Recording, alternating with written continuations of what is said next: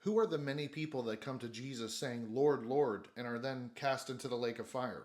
Well, it's interesting because if you look at what the text actually says, when these people show up to see the Lord, they're not reminding him of his promises. They're not telling him that they believe the gospel. They're telling him of all the stuff that they did to earn salvation. And then he says, I never knew you.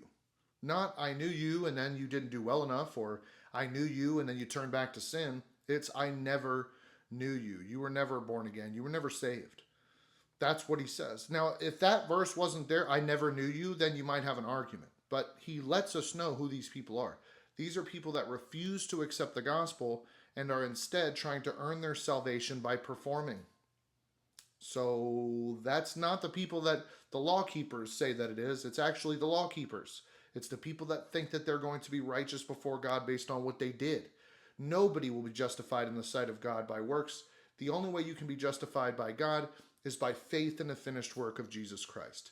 So, this is in Matthew chapter 7. Those verses in Matthew 7 aren't talking about born again believers hearing from the Lord, depart from me, ye workers of iniquity.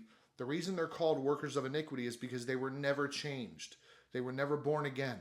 So even their good deeds are sinful because they don't do them in faith. They do them in self-righteousness, which is sinful. Even if the act itself is a good act, your intention was horrible because you're not doing it in faith. You're doing it out of self-righteousness, out of self-ambition to build yourself up, which is nonsense because the only way you can even do a good work is if the Lord empowers you.